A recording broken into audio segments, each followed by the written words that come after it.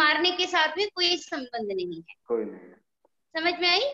ये बिल्कुल सही कहा कि क्रिया के साथ साक्षात जो अन्वय है वह कारक होता है। क्रियान्वयित्वम कारकत्वम, कि जिसका क्रिया के साथ अन्वय होता है, लेकिन संबंध और संबोधन ये दो को हम कारक नहीं कहते हैं क्योंकि उनका साक्षात संबंध नहीं होता है।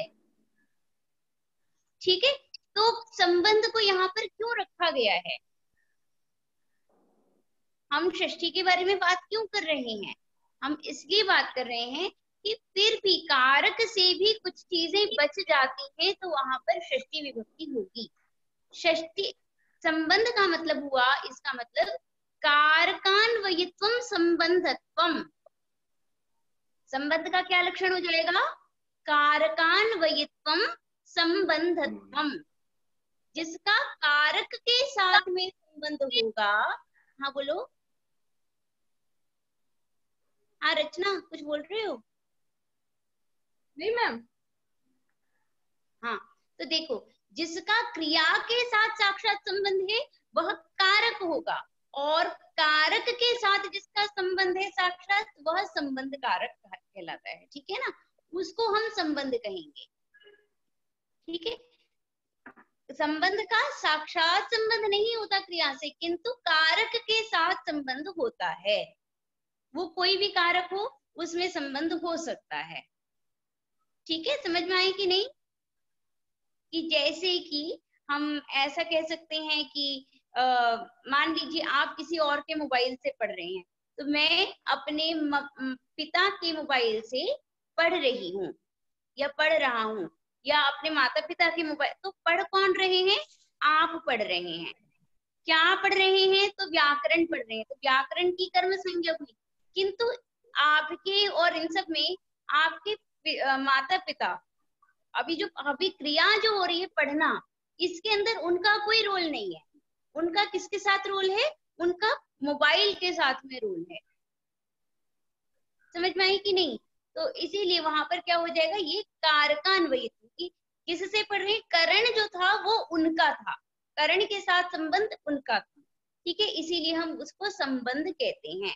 समझ में आ गई कि नहीं? संबंध जो है वो कोई भी संबंध, जैसे आपका अवयव अवयवी या स्वस्वामी भाव संबंध, कोई भी संबंध हो तो वहां पे हम षष्ठी विभक्ति करते हैं। ठीक है, क्लियर हुई बात? जी।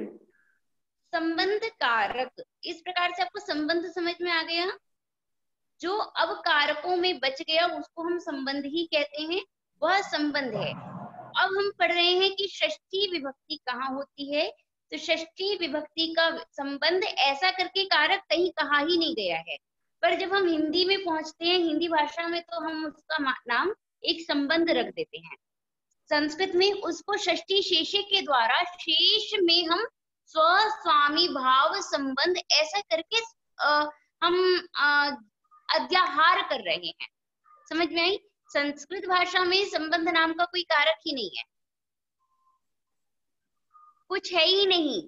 ठीक है, किंतु षष्ठी शेषे सूत्र में जो शेष पदार्थ है उसके द्वारा हम शेष पदार्थ में अध्याहार करते हैं स्व स्वामी भाव आदि संबंधों का। ठीक, तो अब हम चलते हैं, सबसे पहला सूत्र है जो षष्ठी का विधान करता है, षष्ठी शेषे। षष्ठी शेषे,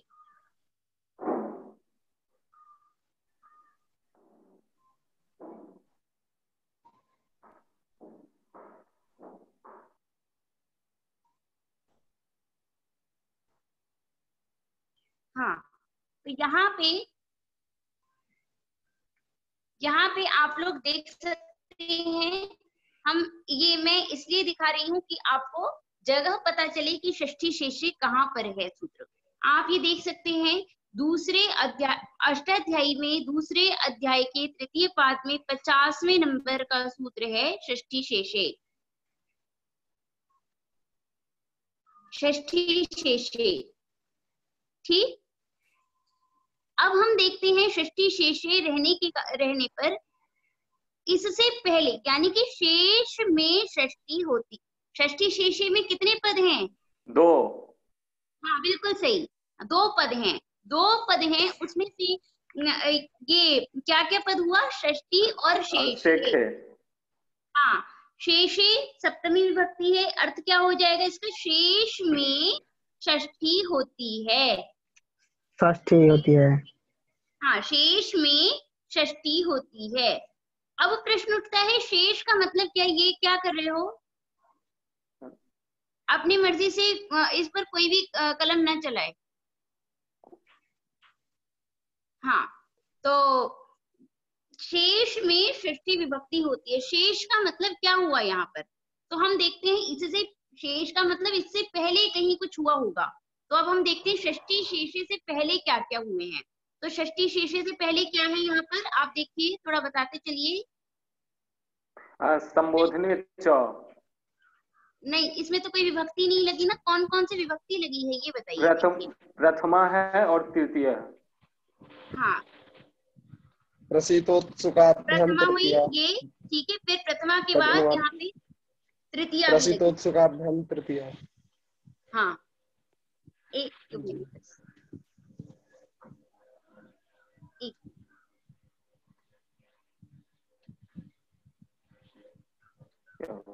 और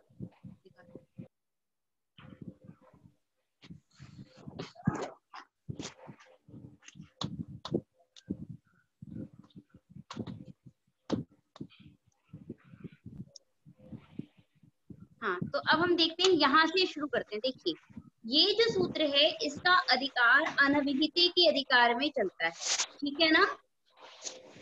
ये सूत्र जो है षष्ठी शेषे किसके अधिकार में पठित सूत्र है, अनभिहिते। अनभिहिते। हाँ, तो अनभिहित में, तो अब हमें यहाँ से देखना है कौन कौन सी विभक्तियां हो चुकी हैं। तो देखिए, कर्मणि द्वितीया से यहाँ पे द्वितीय विभक्ति हो चुकी है, ठीक है, कर्मणि द्वितीया से यहाँ पे हमने देखा कि द्वितीय विभक्ति हो गई, तो यानी द्वितीय कर्म को छोड़ करके, ठीक है। फिर आगे देखिए, आप लोग यहाँ पे देख सकते हैं, हमने चतुर्थी संप्रदाने, ठीक है, हाँ, पंचमी भी हुई है, पंचमी पांग परिधि से, ये तो कर्म प्रवचनीय की बात आ रही है, ठीक है। कर्तृकर्णयों तृतीया से तृतीया की भी बात हो गई है, ठीक है। अर्थ हुआ, देखिए समझिएगा, कर्म को छोड़ करके कर्म प्रवचनीय की बात भी नहीं आ रही है, संप्रदान को छोड़ करके, कर्ता और करण को छोड़ करके, ठीक। अगला है हमारा, आते हैं और इसके साथ हमने पिछले वाले पेज में पढ़ा था, अपादाने पंचमी, पंचमी को छोड़ करके और सप्तमी अधिकरणे च, सप्तमी अधिकरण को छोड़ करके, और उसके बाद किसको छोड़ करके, प्रातिपदिकार्थ मात्रे प्रथमा, इसमें प्रथमा को छोड़ करके। अर्थ समझ में आई, जितने भी कारक हैं उन सबको छोड़ करके, ये अर्थ शेष पदार्थ से कैसे निकला, ये बात समझ में आई कि नहीं, आप लोगों को समझ में आया कि शेषे में मैंने कैसे बताया, शेष में हम सारे कारक को कैसे गिन रहे हैं, आया मैम, ठीक है। देखिए,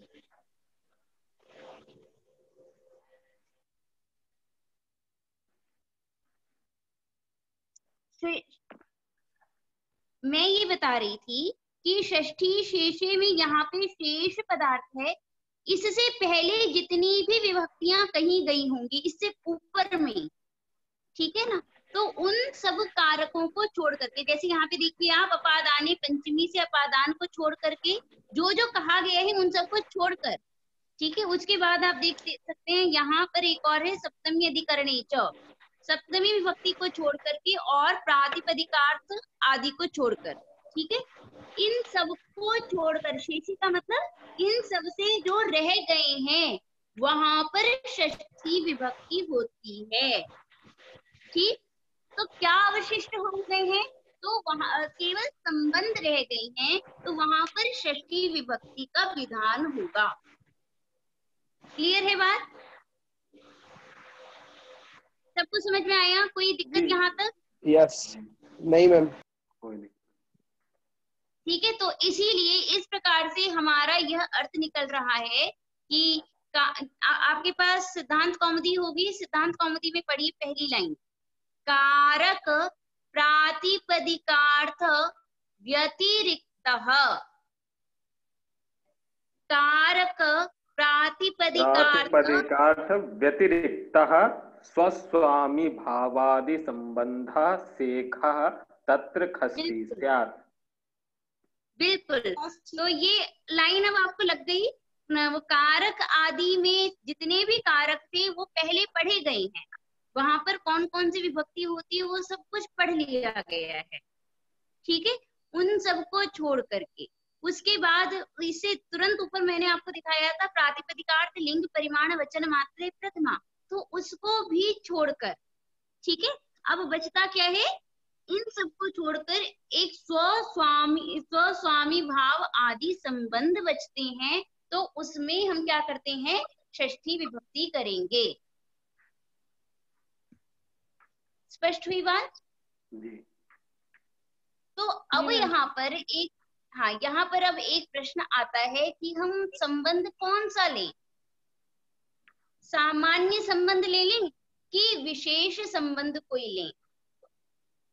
सामान्य और विशेष क्या होता है, एक तो मात्र आपने बता दिया संबंध कोई, और अगर आपने कोई विशेष संबंध उसका नाम बताते हैं, जैसे कि राज्ञः पुरुषः, मातुः पुत्रः, ठीक है। जैसे आपने तो यहाँ पे आप देख सकते हैं हमने क्या किया, स्वस्वामी भाव संबंध को बताया है, ये दोनों में संबंध है, ये संबंध हुआ आपका ये सामान्य संबंध। यदि आप बताएंगे इन दोनों में माता पुत्र का संबंध है, तो ये कौन सा संबंध हो जाएगा आपका, ये विशेष संबंध होगा, ठीक है। तो कहा गया कि हम इसमें कौन सा संबंध लें, सामान्य संबंध ले लें या विशेष संबंध लें, तो कहा गया कि इसमें दोनों प्रकार के संबंध होंगे, ठीक है। केवल हम सामान्य संबंध नहीं ले सकते, क्योंकि एक न्याय है। क्या न्याय है, नहीं निर्विशेषणम सामान्यम, ठीक है।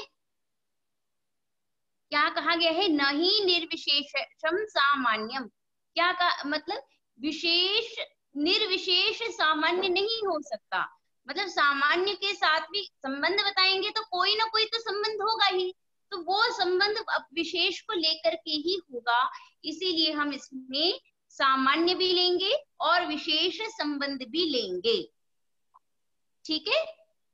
तो इस प्रकार से जब हम राज्ञः पुरुषः, जब मैं ये बोलूंगी राज्ञः पुरुषः, तो क्या पता चलेगा इससे, क्या राज्ञः में जो षष्ठी विभक्ति है उसका क्या अर्थ हो जाएगा, संबंध,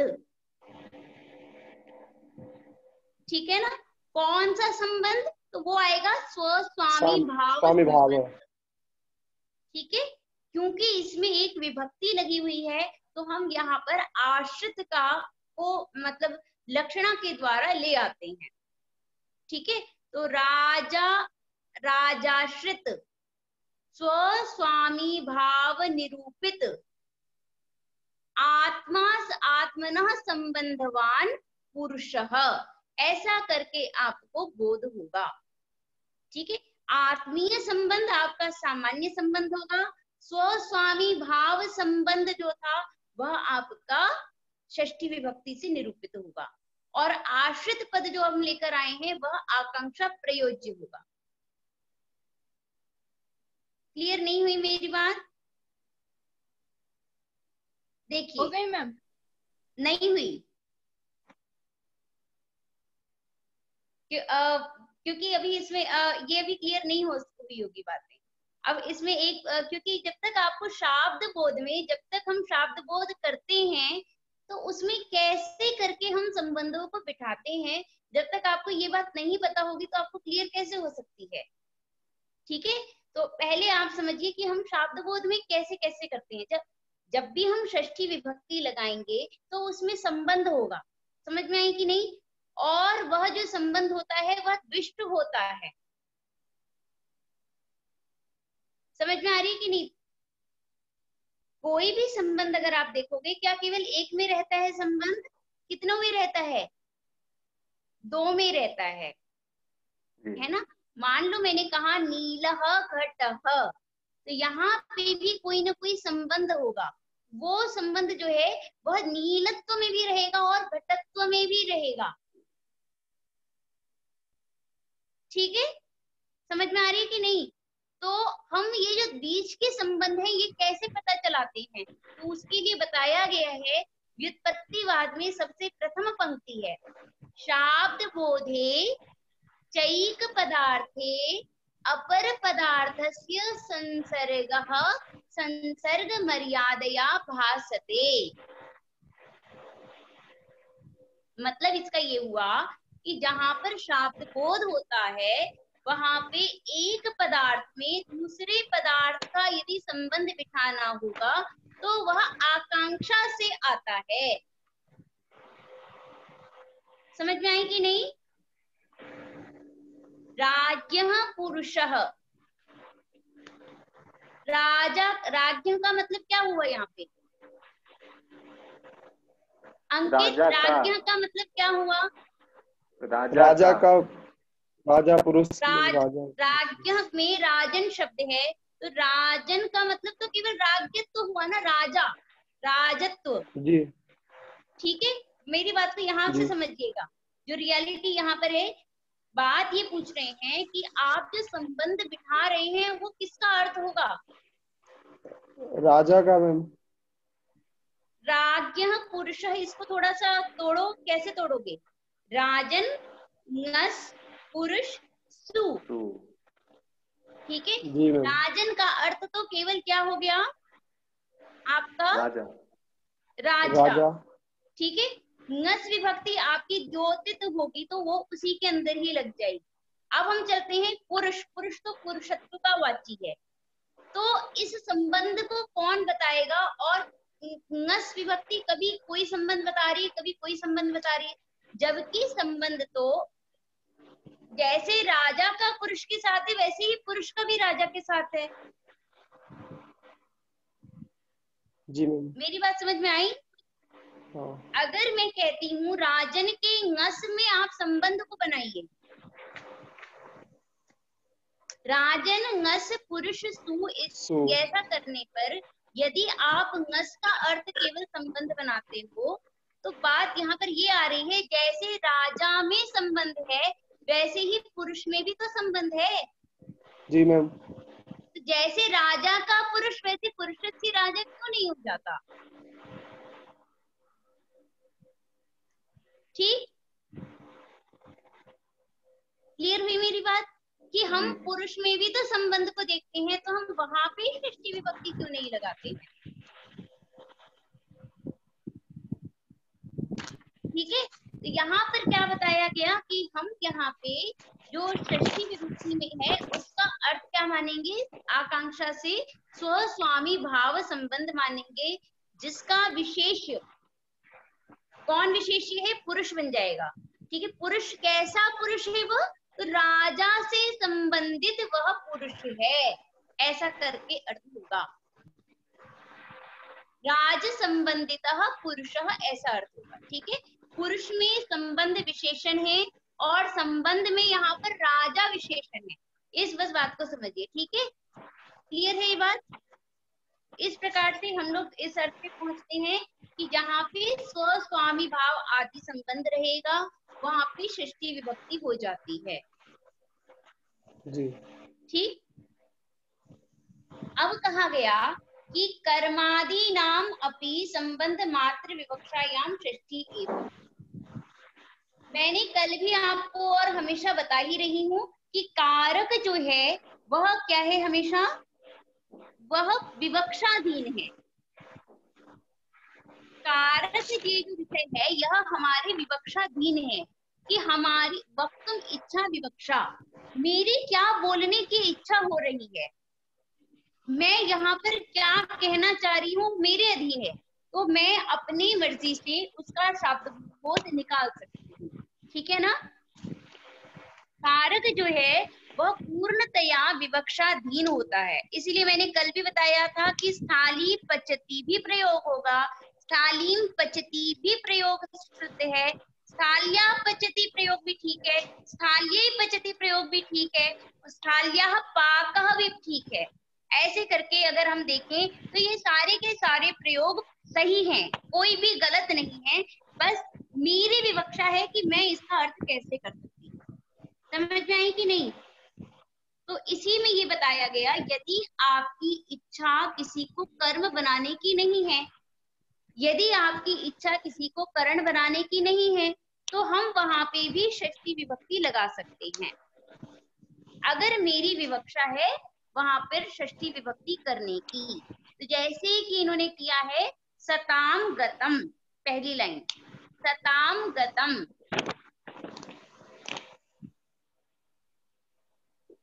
ठीक है। यहाँ पे सज्जन जो है वह क्या है, आपकी कर्ता है, तो सद्भिः गतम ऐसा करके प्रयोग था। सद्भिः गतम, कर्ता में तृतीया, क्योंकि क विभक्त प्रत्यय है, क प्रत्यय होने पर कर्ता में तो तृतीय विभक्ति हो जाएगी, तो कर्ता में तृतीय विभक्ति कर्मवाच्य होने के कारण, ठीक है। सद्भिः गतम, सद्भिः गतः। किंतु अब मेरा विवक्षा क्या है, सज्जन संबंधी गमनम। यदि मैं ऐसा अर्थ विवक्षित करूंगी तो इस कर्म की जगह मैं स्थान पर क्या कर सकती हूँ, षष्ठी विभक्ति भी कर सकती हूँ, यदि मेरी विवक्षा संबंध बताने की है तो। स्पष्ट हुई मेरी बात? सताम गतम कैसे हुआ? यदि हमारी इच्छा संबंध, हाँ चलो बताओ अंकित, हाँ कैसे हुआ? सद्भिः गतम मतलब यदि हमारी इच्छा संबंध बताने की है, जैसे हाँ। सताम गतम सज्जन लोग, तो उसमें सत संबंधी गमनम कहने की इच्छा है तो हम यहाँ पर वो सताम गतम कह सकते हैं, ठीक है। समझ में आई? जी मैम। भारतेंदु कैसे सताम गतम होगा?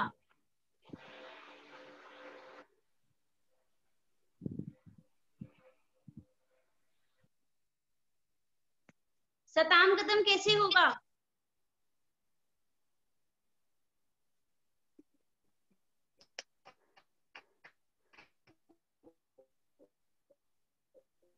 बताओ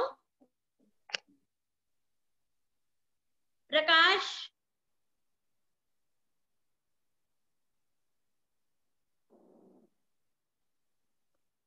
प्रकाश कुमार झा कैसे सताम गतम करोगे?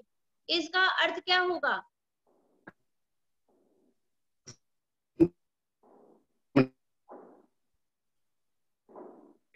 रचना बताओ। सज्जनों का जाना। हाँ, सत संबंधी गमनम ऐसा बोलो, ठीक है। जी मैम। हाँ, सत संबंधी गमनम ऐसा अर्थ होगा। अच्छा, अब मेरा एक दूसरा प्रश्न ये है कि अभी तक हम लोगों ने यदि यहाँ पे सद्भिः गतम किया था तब तो चलिए भूतकाल में क प्रत्यय था, ठीक है, और वहां पे हमने कर्मवाच्य का प्रयोग किया। यहाँ पर कैसे प्रयोग होगा फिर? यहाँ पे क प्रत्यय कैसे लगाओगे और क प्रत्यय के साथ कैसे आप संबंध बिठाओगे?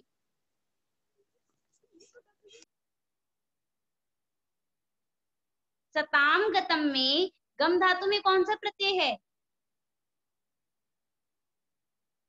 गतम शब्द में कौन सा प्रत्यय है? तो प्रत्यय है। त प्रत्यय है। त प्रत्यय कब होता है? भूतकाल में। भूतकाल में होता है। और किसके साथ किसमें होता है? कर्ता कर्म भाव किसमें होता है?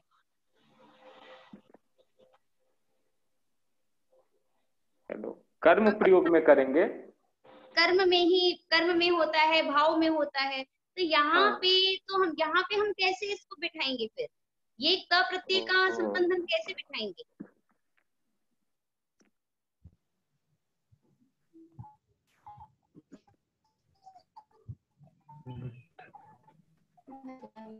वर्तमान काल में भी क प्रत्यय होता है, ठीक है ना। तो वहां पर क्या होगा कि वर्तमान काल में यदि क प्रत्यय करके तस्य च वर्तमाने, वर्तमान काल में भी क प्रत्यय होता है। ठीक है। और जब वर्तमान काल में क प्रत्यय होगा तो वहां पर षष्ठी विभक्ति होती है। जैसे कि आप लोगों ने पढ़ा था कर्तुर ईप्सित तमम कर्म, पढ़ते समय भी पढ़ा था। ईप्सित में भी आपने देखा था क प्रत्यय था, और वह क प्रत्यय भूतकाल में थोड़ी चाहते हैं, वो तो वर्तमान काल में चाहते हैं। तो वर्तमान काल में ही चाहने के अर्थ में क प्रत्यय हुआ था, है ना। और वर्तमान उसके रहते हुए आपने कर्ता में षष्ठी विभक्ति भी का भी प्रयोग किया है, ठीक है। तो जैसे आपने कर्तुरीप्सित तमम कर्म में किया था कि, तो वैसे ही यहाँ पर भी है। यहाँ पे भी सत संबंधी गमनम ऐसा करके अर्थ हो जाएगा, ठीक है। हाँ, तो इतनी ये बात आपको क्लियर हुई यहाँ पर। इसी के साथ साथ में इन्होंने कहा है जैसे मातुः स्मरति, यहाँ पे यदि कर्म होता तो हम क्या प्रयोग करते? मातरम। हाँ, मातरम स्मरति।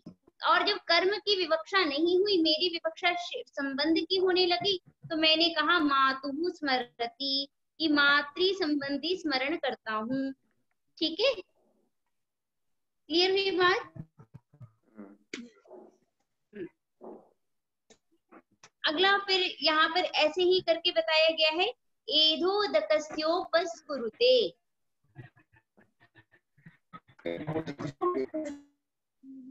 हाँ, ईंधन जो है वह जल को शुद्ध करता है, ठीक है। तो यहाँ पर आप देख सकते हैं उदकम होना चाहिए था, लेकिन इन्होंने उदक संबंधी परिष्करणम ऐसा करके अर्थ निकल गया, ठीक है। क्लियर हुई बात? ऐसे ही अगला उदाहरण भी आप देख सकते हैं, भजे शंभोष चरणयोः। यहाँ पे भी क्या था? नहीं हो पाया क्लियर, कैसे हुआ? अच्छा देखिए, एदोदकस्योपस्फुरुते में उपस्फुरुते का अर्थ होता है परिष्करणम, साफ करता है। उदक मतलब क्या होता है? जल को, ठीक है। तो एद जो शब्द है वह अकारांतवाची शब्द भी है और सकारांतवाची शब्द भी है। एधस भी होता है और एध भी होता है, ठीक है। पहले तो इसका अर्थ समझ लीजिए, ईंधन जो है वह जल को शुद्ध करता है, ऐसे करके कहा गया, ठीक है। तो एध उदकम, तो एध उदकम च एधोदकम बना, तो एधोदकम उपस्फुरुते ऐसा बनता। इसको ही कहा गया, उदक की जगह इन्होंने उदकस्य बोल दिया गया, ठीक है। महाभाष्य में एक जगह इसको सकारांतवाची भी कहा गया है, ठीक है। नपुंसक लिंग में तो एधस कहा गया, तो हुआ एधः दकम। यहाँ पे दक जो शब्द है वह भी जलवाची ही शब्द है, जल का पर्यायवाची है।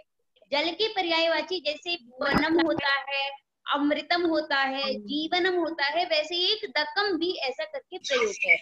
उदकम की जगह या दकम ऐसा कह दे तो उसकी जगह हम उदक संबंधी परिष्करणम भवति ऐसा करके अर्थ होगा। क्लियर है बात? स्पष्ट हुई बात? उदक उदकम परिष्करोति अथवा क्या होगा? उदक संबंधी परिष्करणम।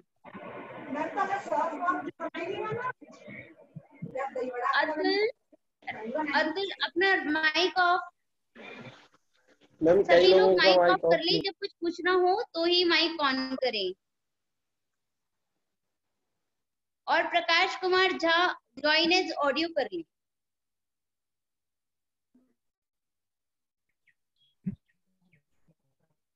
हाँ, तो इस प्रकार से बात आपको स्पष्ट हुई मेरी बात की। मैंने क्या बताया आपको कि जहां पे संबंधी आदि का ज्ञान करना होगा वहां पर हम षष्ठी विभक्ति करेंगे, ठीक है।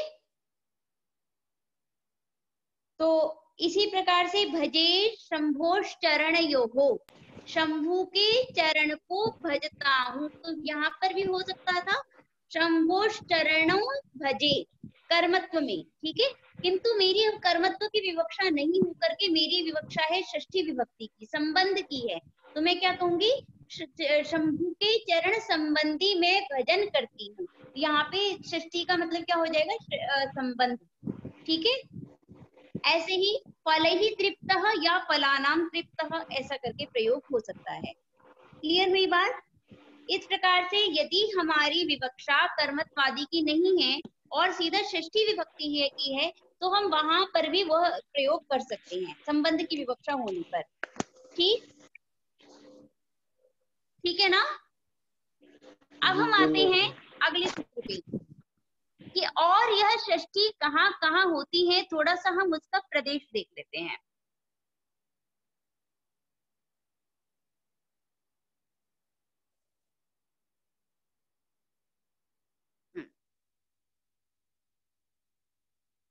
देखिए हम लोग यहाँ से प्रारंभ करते हैं।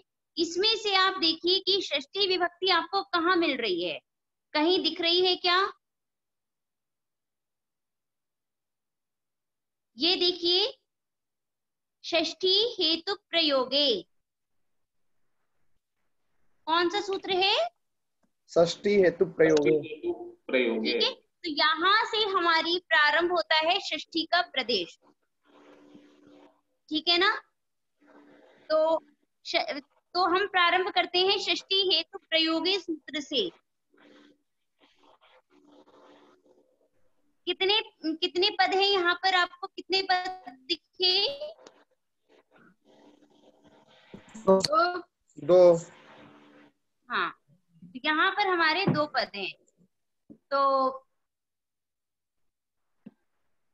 हाँ, तो यहाँ पर देखिए षष्ठी हेतु प्रयोगे क्या बताया जा रहा है, हेतु के प्रयोग करने पर, हेतु शब्द इत्यस्य प्रयोगे सति, ठीक है, समझ में आए कि नहीं। हेतु शब्दस्य प्रयोगे सति षष्ठी भवति। क्लियर है यहाँ तक ये बात? इस सूत्र से हेतु शब्द का प्रयोग करने पर षष्ठी होती है, हेतु शब्द में होती है। और दूसरा क्या कहा गया है, यहाँ पर आप देखिएगा, ये हेतु की भी अनुवृत्ति आ रही है।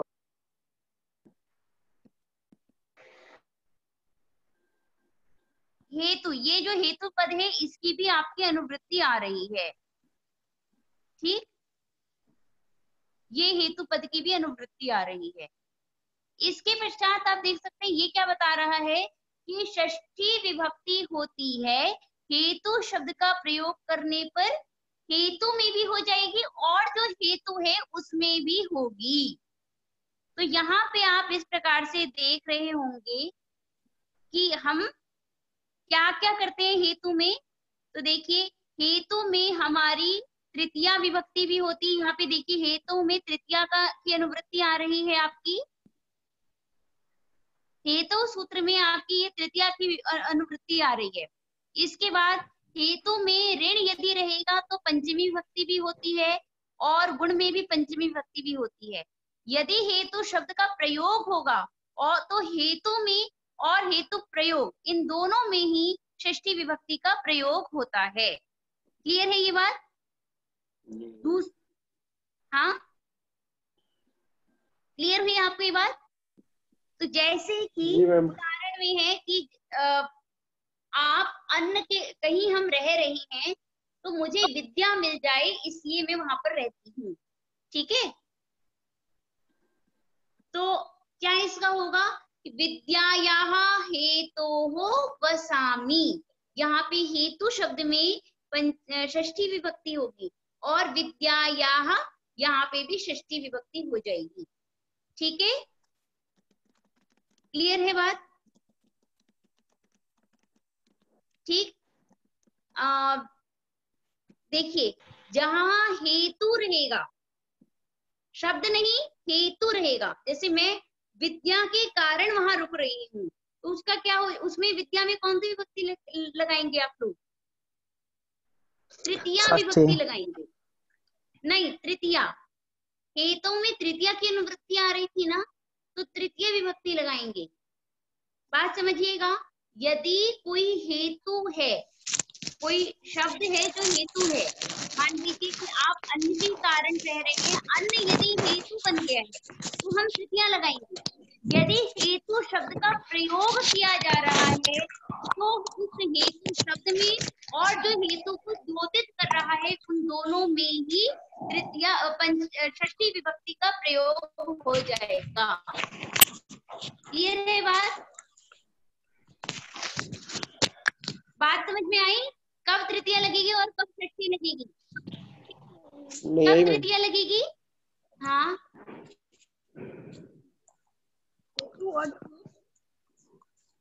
या तृतीया तृतीया कब लगेगी?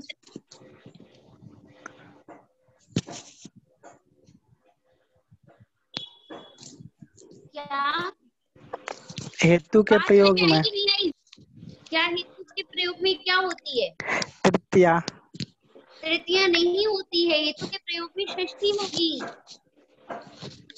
फिर से समझो मेरी बात। देखो, इन्होंने कहा कि हेतु के प्रयोग में, हेतु शब्द यदि रहेगा ना, हेतु शब्द का प्रयोग है, जैसे अन्न हेतु में हेतु शब्द दिख रहा है ना, यदि हम कहें अन्नस्य हेतोः वसति, यहाँ पे हेतु शब्द का उच्चारण किया गया है, ठीक है ना। तो हेतु शब्द के उच्चारण होने पर, प्रयोग होने पर हेतु में और जो हेतु बताया गया है, जो उससे द्योतित है, उन दोनों में ही षष्ठी विभक्ति हो जाएगी। क्लियर है? ये बात मेरी समझ में आई? जी मैम। किंतु यदि वही हेतु होगा तो वहां पर तृतीया विभक्ति होगी। यदि अन्न हेतु है, आपने हेतु शब्द का प्रयोग नहीं किया है, तो वहां पर तृतीया विभक्ति होगी। क्लियर हुई बात? जी मैम। यदि हेतु शब्द का प्रयोग किया है तो षष्ठी विभक्ति, यदि हेतु शब्द का प्रयोग नहीं किया है तो तृतीया विभक्ति। ठीक है? जी मैम। समझ में आई? एक बार मेरी बात को बोलो।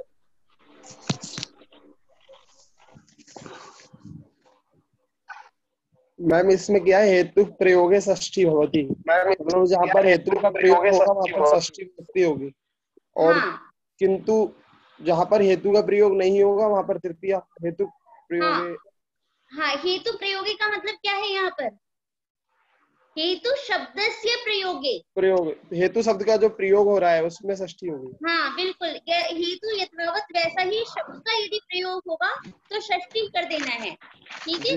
और यदि वह हेतु है तो वहां पर तृतीया कर देना है। ये भी प्रश्न जो है वह प्राय करके कॉम्पिटिटिव एग्जाम में पूछा जाता है, क्योंकि थोड़ा कंफ्यूजिंग क्वेश्चन है। यदि तो इसमें ध्यान रखना है आपको, हेतु में तो तृतीया ही होती है बच्चे, ठीक है। किंतु यदि वहां पर दे दिया जाए कि वो हेतु हो ऐसा करके कहा जाएगा तो वहां पर आपको षष्ठी विभक्ति लगा देनी है, ठीक है। समझ में आई कि नहीं? आई मैम। जैसे ऐसा हो सकता है डैश वसती, ये डैश हेतु वसती, यहाँ पर क्या होगा? तो यहाँ पर ऐसे करके ऑप्शन में पूछा वो दिया जाएगा कि जैसे अन्नेन, अन्नात्, अन्नस्य आदि आदि प्रयोग करके दिए जा सकते हैं, अन्नात्। तो अब आपको इन सब में थोड़ी सी कंफ्यूजन क्वेश्चन है, ठीक है। तो यहाँ पर आपको ये ध्यान रखना है कि हेतु में तो हेतु में केवल तृतीया विभक्ति ही होती है, ठीक है ना। और फिर आपको ये देखना होगा क्योंकि यहाँ पर अन्य है, यदि वही हेतु, एक बात और भी है, यदि वही हेतु आपका गुणवाचक हो जाएगा तो आपको वहां पे पंचमी भी कर देनी होगी। मैम पता कैसे चलेगा? जैसे आप अभी बता रहे हो, जैसे अन्नात्, अन्ने, तो मतलब यहाँ पे तृतीया का प्रयोग कैसे करना है? तो यदि वहां पे हेतु पद नहीं दिया गया है, ठीक है, तो आपको तृतीय विभक्ति लगा देनी है। यदि उसमें डैश के बाद हेतु पद दे दिया गया है तो आपको वहां पे षष्ठी विभक्ति लगा देनी है। दीदी ये जो संस्कृत भारती का भोजन मंत्र है, केन हेतुना क्रियते नित्यम पोषण मत्स्य शरीर, तो यहाँ भी तो फिर शब्द के साथ तृतीया जोड़ दिया है। हाँ, अभी उसके बारे में बात कर रही हूँ, क्योंकि जो सर्वनाम शब्द है ना उसमें सारी की सारी विभक्ति हो जाती है। हाँ, अच्छा। ठीक है, तो बहुत ये कंफ्यूजिंग है तो वहां लेकिन पे ये। केन है ना, तो केन में सारी विभक्तियां, वो सर्वनाम है तो सारी की सारी विभक्तियां उसके अंदर हो जाएगी। हाँ, ठीक है ना, तो जस्ट उसके बाद में ही जो सूत्र है वो देखिए, सर्वनामनस तृतीया च। अच्छा, हाँ हाँ, अच्छा। ठीक है ना, तो इस सूत्र के द्वारा जो भी सर्वनाम पद है वहां पे हम तृतीया विभक्ति का प्रयोग करते हैं। ठीक है ना, और तुरंत उसके बाद में ही आपका एक और वार्तिक भी है, निमित्त पर्याय प्रयोगे सर्वासाम प्राय दर्शनम। ये कहा जा रहा है कि यदि निमित्त वैसे भी हेतु पद रहे या कुछ भी रहेगा, तो सर्वनाम पद यदि है ना, तो वहां पे प्रायः करके सारे की सारी ही विभक्तियां हो जाती है। कस्य हेतु हो, कस्मै हेतवे, ऐसे करके आप कोई भी विभक्तियां को प्रयोग कर सकते हैं। इसीलिए देखिए कहा गया यदि निमित्त है पद, तो हम यहाँ पे किम निमित्तम प्रथमा भी हो जाएगी, द्वितीया भी हो जाएगी, कि केन निमित्तेन, कस्मै निमित्ताय, ठीक है, अकस्मात निमित्तात्, कस्मिन् निमित्ते निमित्ते आदि आदि प्रयोग इसमें होते हैं। क्लियर हुई बात, स्पष्ट हुई?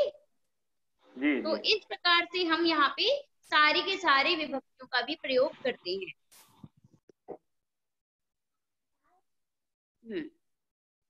तो इस प्रकार से हमने अगला भी सूत्र पढ़ ही लिया है।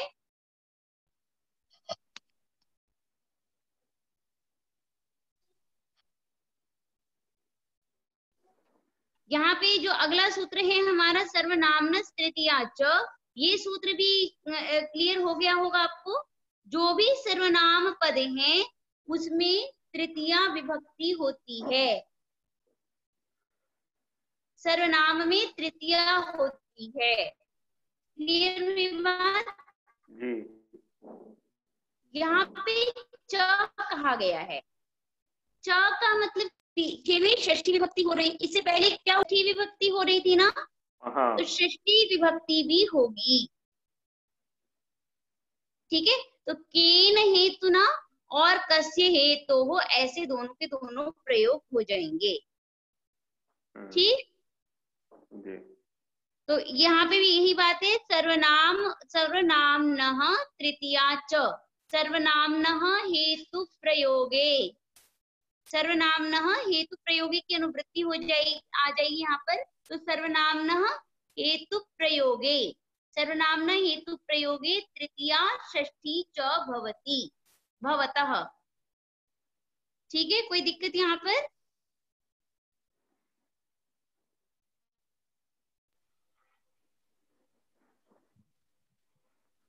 ठीक है, तो तृतीया भी होगी और षष्ठी भी होगी। कब होगी? सर्वनाम यदि पद रहेगा तो। ठीक, अगला एक वार्तिक है आपका।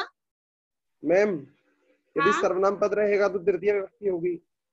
हाँ, यदि वहां पे और सर्वनाम है तो जैसे अगर आपको किम आदि रूप किया जाएगा तो वहां पर केन भी होगा, लेकिन ये पेपर में आता नहीं है एग्जाम में। मैम यहाँ सर्वनाम पद है तो तृतीय होगी, और षष्ठी कब होगी मैम? यहाँ पे तृतीया भी होगी, षष्ठी भी होगी। जी। ठीक है, तो ये नहीं प्राय आता, मेन अन्न से हेतु वाले में ही अन्नेन अन्नात आदि करके ही पेपर में आता है। वैसे ये भी आप जाने कि सर्वनाम यदि रहेगा तो तृतीया और षष्ठी दोनों के दोनों। ठीक है, जी।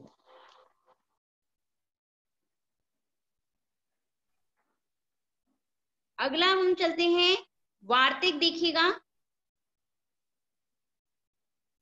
वार्तिक है आपका सबसे ये वाला, निमित्त पर्याये सर्वासाम दर्शनम। देखिए, निमित्त पर्याये सबसे ऊपर में वार्तिक है, पहला वार्तिक, निमित्त पर्याये पर्याय प्रयोगे सर्वासाम प्राय दर्शनम। निमित्त क्या है यहाँ पर? निमित्त। ठीक है, निमित्त का प्रयोग रहने पर या उसके पर्यायवाची शब्दों का प्रयोग रहने पर सर्वासाम मतलब कि सभी विभक्तियों का, सर्वासाम विभक्ति नाम प्रायः दर्शनम भवति, ये अर्थ हो जाएगा। क्लियर है ये बात? निमित्त या निमित्त के पर्याय के प्रयोग में क्या होता है, सर्वासाम का अन्वय किसके साथ करेंगे, विभक्ति नाम। ठीक है, सभी विभक्तियों का प्रायः दर्शन हो जाता है। ठीक,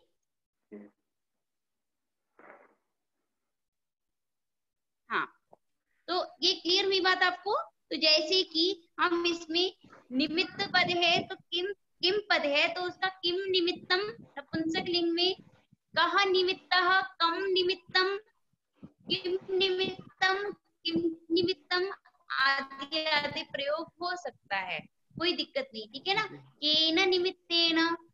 ठीक है, तो इस प्रकार से यदि निमित्त पद है तो वह उसमें आपको आप सभी कुछ कर सकते हैं, कोई दिक्कत नहीं है। ठीक है ना मैम, क्या कर सकते हैं, पर्याय के प्रयोग में क्या होता है, सभी की सभी विभक्तियां कर सकते हैं, सर्वाः विभक्तयः भवन्ति। ठीक है, अब एक प्रश्न आता है यहाँ पर, हमने प्राय दर्शनम का प्रयोग किया है, ये प्राय दर्शनम आदि क्यों दिया गया है। ठीक है, तो वह इसलिए दिया गया है कि सर्वनाम पद को छोड़ करके, ध्यान से सुनिएगा, सर्वनाम पद को छोड़ करके और हर जगह प्रथमा और द्वितीय विभक्ति नहीं होगी। सर्वनाम में आप सारी विभक्ति डाल सकते हैं, किंतु सर्वनाम को छोड़ करके आप सारी विभक्ति नहीं डालें, प्रथमा और द्वितीय विभक्ति को छोड़ के सारी विभक्तियां डालेंगे। समझ में आई कि नहीं, उसको बताने के लिए यहाँ पे प्रायः बताया गया है। मैम, सर्वनाम पद को छोड़ करके सभी व्यक्ति हो सकते हैं, सर्वनाम पद को छोड़ करके और पदों से प्रथमा और द्वितीय विभक्ति नहीं होगी निमित्त पद के पर में रहने पर।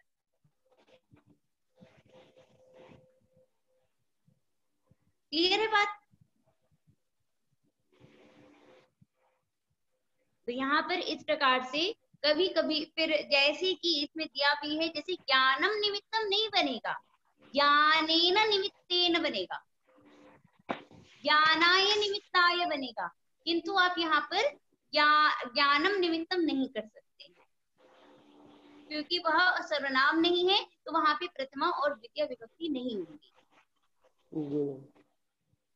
ठीक है, तो इस प्रकार से हमारा ये सूत्र समाप्त हुआ। अब हम आते हैं षष्ठीय तसर्थ प्रत्ययेन।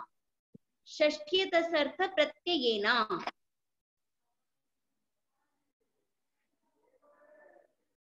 ये भी बता रहा है कि यहाँ पे षष्ठी विभक्ति होती है। कब होती है, इसको आप थोड़ा सा पदच्छेद करें, पदच्छेद करो।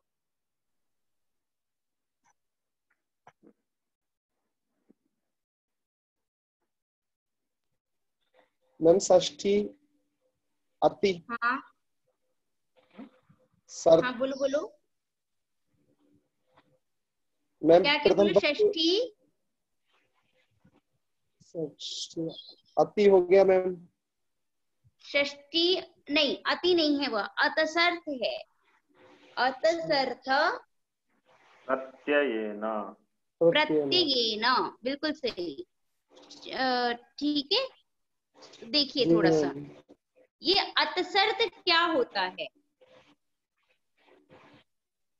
ठीक है, अतसर्थ क्या चीज है, षष्ठी होती है अतसर्थ प्रत्ययों के योग में। ठीक है, तो अब थोड़ा सा हम देखते हैं ये अतसर्थ क्या होता है। तो इसके लिए मैं आपको दो पिक दिखा रही हूँ यहाँ पे, उसको थोड़ा देखिएगा। सॉरी, हाँ, ये अष्टाध्यायी में आप देख सकते हैं, 5वें अध्याय के तृतीय पाद में, 5वां अध्याय तृतीय पाद,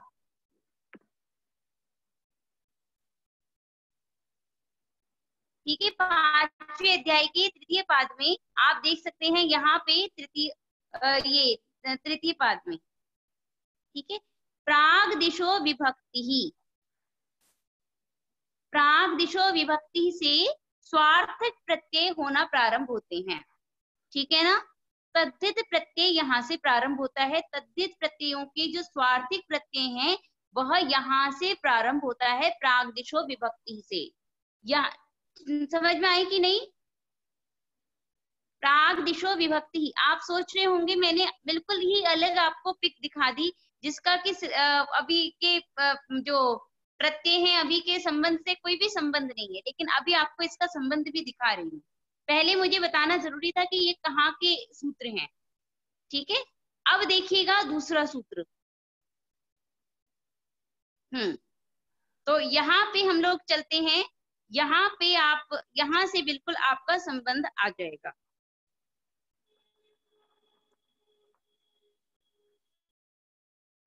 ठीक है, यहाँ पे देखिए एक सूत्र है आपका, दिक् शब्देभ्यः सप्तमी पंचमी प्रथमाभ्यो दिक् देश कालेषु अस्तातिः, है ना सूत्र? ये देखिए, दिक् शब्देभ्यः सप्तमी पंचमी प्रथमाभ्यो दिक् देश कालेषु अस्तातिः। यहाँ पे दिक्वाची शब्दों से कुछ कुछ प्रत्यय होते हैं ये बताया गया है। ठीक है, और ये प्रत्यय जो हैं ये प्रत्यय बताते बताते आप देख सकते हैं यहाँ पे विभाषा अवरस्य च तक ये सारी चीजें सॉरी क्षम्यता, यहाँ पे गलती से हो गया, ये यहाँ तक इस बात को बताया गया है।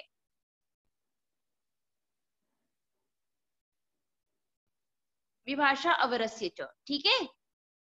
तो यानी कि यहाँ पे आप देख रहे हैं जो तसर्थ बताया गया है, ये आप 28 नंबर के सूत्र को देखिएगा, दक्षिणोत्तराभ्याम अतसुच, यानी कि इन सब शब्दों से अतसुच प्रत्यय होते हैं। और केवल इतना ही नहीं, यहाँ से लेकर पीछे तक जो मैंने आपको बताया विभाषा वरस्य, इतने सूत्रों तक जो जो भी सूत्र पढ़े गए हैं उससे जो जो भी प्रत्यय होते हैं उन सभी के योग में षष्ठी विभक्ति होगी। बात समझ में आई कि नहीं? आप लोग देख रहे हैं? मेरी बात क्लियर है? किंतु इसमें आप लोगों को एक बात और भी ध्यान देनी होगी कि यहाँ पे एक सूत्र है, एक और सूत्र है दक्षिणाद आज, दक्षिणाद आज, ठीक है। और दूसरा सूत्र है आही च दूरे, दक्षिणात आच और आही च दूरे। ये सूत्र के द्वारा तो हमने अन्याराद इतरर्थे दिक् शब्दांशु उत्तर पदा जाहि युक्ते में आच और आही कहा गया था, तो उसके द्वारा यहाँ इन सब के योग में दक्षिणा या दक्षिणाही आदि शब्द रहेगा, तो वहां पर तो क्या होगा, या उत्तराच, ये भी सूत्र जो है यहाँ तक जितने भी सूत्र हैं वो सभी से तो पंचमी विभक्ति का विधान होगा। इन तीन को छोड़ करके और जो भी सूत्र आप देख रहे हैं इन सब से षष्ठी का विधान होता है। बात क्लियर है?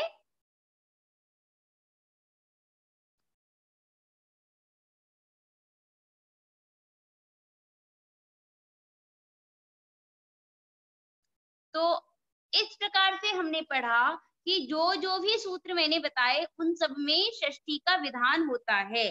तो जैसे कि हम लोग यहाँ पर देख सकते हैं कि क्या बताया गया है कि ग्रामस्य दक्षिणतः, यहाँ पे दक्षिण शब्द से अतसुच प्रत्यय किया गया है, तो यहाँ पर क्या होगा, ग्राम, तो यहाँ पे ग्राम में हम षष्ठी विभक्ति का प्रयोग कर देंगे। क्लियर हुई मेरी बात? ठीक, दक्षिण शब्द में अतसुच प्रत्यय का प्रयोग हो जाएगा। ठीक, इसी प्रकार से देखिए ग्रामस्य पुरस्तात्, ग्रामस्य पुरस्तात्, यहाँ पर भी हम लोग क्या करेंगे, षष्ठी विभक्ति का प्रयोग कर देंगे। ठीक है ना? आगे सूत्र हम पढ़े एनपा द्वितीय, ये बात समझ में आ गई कि नहीं? ये सूत्र समझ में आया? वहां पे जो आपको अतसुच की जगह और जितने जितने भी सूत्र थे वो सभी के योग में ही आपकी षष्ठी विभक्ति हो जाएगी। ठीक है? और यहाँ बस एक आही और आज प्रत्ययों को छोड़ करके, आही और आज प्रत्ययांत के साथ में पंचमी विभक्ति होगी। उसको छोड़ के दिशावाची शब्दों के साथ जो भी प्रत्यय होता है उन सब में हम षष्ठी का विधान करेंगे। ठीक है, तो हम आगे चलते हैं। आगे में बताया गया है, सूत्र है हमारा एनपा द्वितीया। एनपा द्वितीया,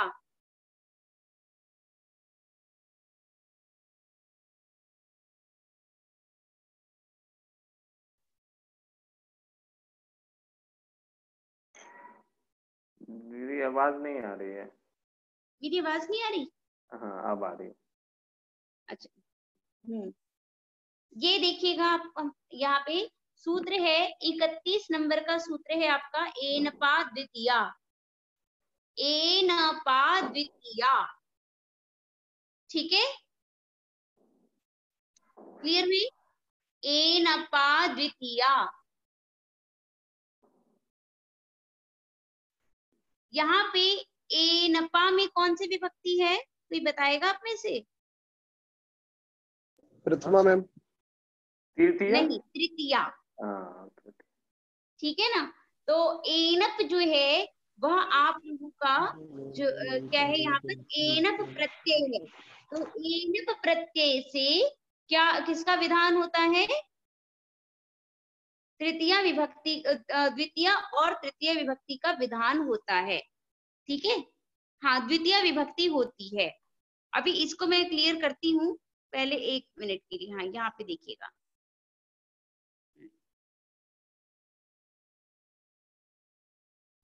तो हम लोग थे यहाँ पर कि एनप के लिए, तो यहाँ पे एनप जो प्रत्यय है उससे क्या होता है?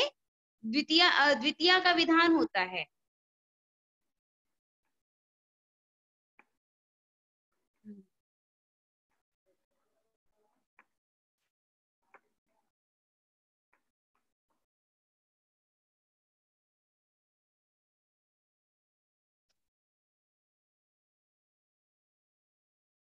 हाँ, तो अभी जो हमने पढ़ा था अतसर्त के योग में ही एक एनप प्रत्यय भी होता है। तो एनप प्रत्ययांत के योग में क्या कहा गया है? द्वितीय विभक्ति होती है, और कौन सा प्रत्यय, कौन सा होगा? द्वितीय विभक्ति का विधान होगा, और षष्ठी का भी विधान होता है। ठीक है,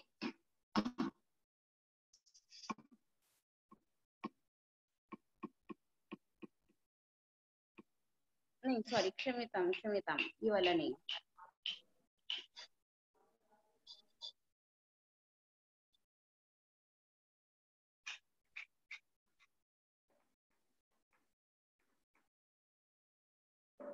मैडम आज नेटवर्क की वजह से प्रॉब्लम आ रहा है आवाज। अच्छा, मेरी आवाज नहीं सुनाई दे रही? आज कुछ नहीं, वो आवाज आ ही नहीं रहा आवाज। हाँ वही मैं सोच रही थी, आपसे कई बार मैंने प्रश्न पूछा था, आप लोग उत्तर क्यों नहीं दे रहे हैं? आज कोई दरभंगा बात से नहीं, जिनको ये नेटवर्क समझ, खराब है थोड़ा, इसीलिए। हाँ आज नेटवर्क शायद सुबह में गुरुजी भी पढ़ा रहे थे तो नेटवर्क काम नहीं कर रहा था। हाँ, थोड़ा भी बारिश का मौसम है ना, इस कारण से। ये इसीलिए शायद कुछ सुन ही नहीं पा रहे हैं। कभी आता कभी उसमें आप बोलती रहते हैं तो कुछ आधा अक्षर सुनाई देता, फिर वो बंद।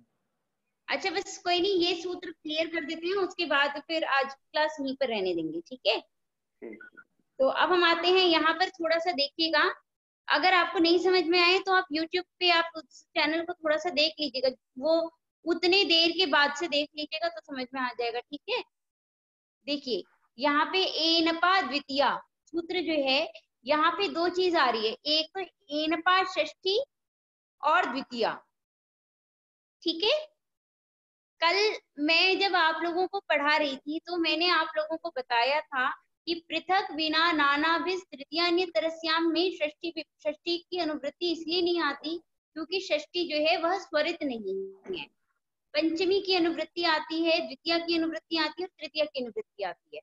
तो अब यहाँ पर भी यही प्रश्न उठेगा कि यहाँ पे षष्ठी की अनुवृत्ति आएगी कैसे?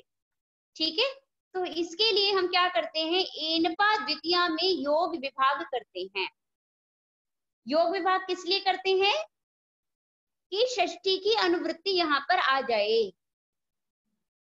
ठीक है, तो अब क्या, जब हम इसका योग विभाग करेंगे तो क्या अर्थ हो जाएगा, एनपा षष्ठी। ठीक है, और दूसरी पंक्ति का अर्थ हो जाएगा द्वितीया च।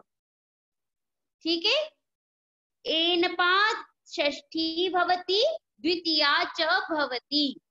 क्लियर हुई बात। हम एनपा द्वितीया में योग विभाग करते हैं। क्यों योग विभाग कर रहे हैं, कि एनपा षष्ठी ऐसा हो जाए, एनपा द्वितीया च ऐसा अर्थ समझ में आए। ठीक है, इसके लिए हम क्या करते हैं, यहाँ पर षष्ठी विभक्ति का, द्वितीय विभक्ति का विधान करते हैं। ठीक है, योग विभाग कर रहे हैं। ठीक है, बात क्लियर है आप लोगों को। क्या हुआ, मेरी बात नहीं सुन रहे हैं आप? आ रही है। हाँ, तो मेरी बात समझ में आई आपको। एनपा द्वितीया, इसका योग विभाग किया जाता है। योग विभाग करने का उद्देश्य क्या है, उद्देश्य ये है कि एनपा षष्ठी अपि भवति, उस षष्ठी की अनुवृत्ति करने के लिए हम इधर ये ऐसा योग विभाग कर रहे हैं। ठीक है, ऐसा करके हम सिद्धांत कौमुदी में या काशिका वृत्ति आदियों में ये बातों को रखा गया है, किंतु भाष्यकार इसका विरोध कर रहे हैं। ठीक है ना, भाष्यकार का कहना है कि उन्होंने क्या किया है, इसमें क्रम बदल दिया। उन्होंने ऐसा कहा कि हमें एनपा द्वितीया को पहले रखना है और षष्ठीयत सर्त अन्य तरस्याम, इस सूत्र को हमें बाद में रखना चाहिए। और उन्होंने ये जो हम प्रयोग कर रहे हैं दक्षिणेन ग्रामस्य, यह प्रयोग को असाधु माना है। उनका कहना है इसमें षष्ठी विभक्ति की कोई अनुवृत्ति नहीं आती है, एनबंत के योग में मात्र द्वितीय विभक्ति ही होती है, ऐसा महाभाष्य का आशय। हम किसका बात समझ में आ मानेंगे? गई क्या? हम लोग किसका बात मानेंगे? हम महाभाष्य का मानेंगे। यथोत्तर महाभाष्य से बड़ा प्रामाणिक कोई है नहीं। ठीक है, तो महाभाष्य की बातों को हम भी नहीं जुटला सकते हैं, वो ही सही होगा। तो हमें अभी दक्षिणेन ग्रामम ही प्रयोग करना है, दक्षिणेन ग्रामस्य प्रयोग नहीं करना है। यद्यपि और सब जगह भी जैसे भट्टोजी दीक्षित की काशिका वृत्ति आदियों में इनका प्रयोग है। ठीक है, तो जिसका आगे चल करके जो है नागेश भट्ट जी भी खंडन कर देते हैं, क्योंकि वो महाभाष्य का साथ दे रहे हैं। ठीक है ना, समझ में आ गई कि नहीं आ गई? प्रयास कर रहे हैं। हाँ, प्रयास कर रहे हैं समझने का। बस इसमें कुछ भी नहीं है, बस मेरा ये कहना है एनपा द्वितीय है। पहले इसका अर्थ समझिए कि एनप एक प्रत्यय है। ठीक है, तो प्रत्यय होने के कारण हम उसमें क्या बोल देंगे, एनबंत। प्रत्यय अकेला प्रयोग होगा नहीं, तो एनबंत के साथ में के योग होने पर द्वितीय विभक्ति होती है। एनबंत का योग होने पर द्वितीय विभक्ति होती। इतना तो आपको सूत्र से क्लियर हो गया ना। जो इसका क्रम मैंने दिखाया था वहां पे षष्ठी तसर्थ प्रत्यय, ये प्रयोग, ये पहले सूत्र है। अगर आपके हाथ में सिद्धांत कौमुदी है तो तुरंत इससे पहले ही सूत्र है षष्ठी तसर्थ प्रत्यय ना। ये सूत्र का नंबर देख लीजिए, 2 3 30, 2 3 31 नंबर। ठीक है ना, तो किंतु षष्ठी तसर्थ प्रत्यय ना, इस सूत्र में जो षष्ठी है ये स्वरित है ही नहीं। ठीक है, ऐसा करके शेखरकार ने कहा है कि इसकी अनुवृत्ति वैसे ही नहीं आ रही है। ठीक है, और जो महाभाष्यकार है उन्होंने इसका क्रम बदल दिया कि एनपा द्वितीय पहले है और षष्ठी तसर्थ बाद में है, तो षष्ठी की अनुवृत्ति वहां नहीं हो सकती है। ठीक है, भट्टोजी दीक्षित जी के पुस्तक में जो लाइन लिखी है उसके अनुसार ये प्रतीत हो रहा है कि उनका कहना है कि एनबंत के योग में द्वितीया भी होती है और षष्ठी तसर्थ प्रत्यय ना, इसके द्वारा उन्होंने षष्ठी की अनुवृत्ति भी की है। तो द्वितीय और षष्ठी दोनों होती है, जो कि षष्ठी नहीं होनी चाहिए, ऐसा नागेश भट्ट और महाभाष्य दोनों का आशय है। ठीक है, क्लियर हुई बात? हाँ, तो आज बस हम इसको इतना ही रहने देते हैं। ठीक। तो प्रणाम दीदी। हाँ, खुश रहिए। खुश रहो।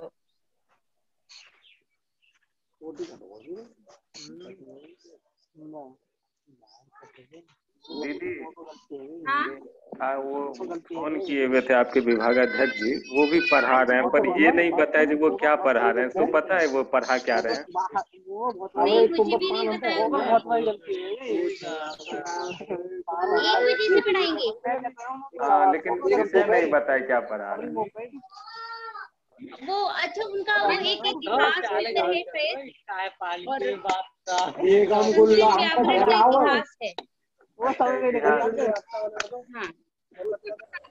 5-5 क्लास दीदी, व्याकरण का हालत खराब हो जाता है।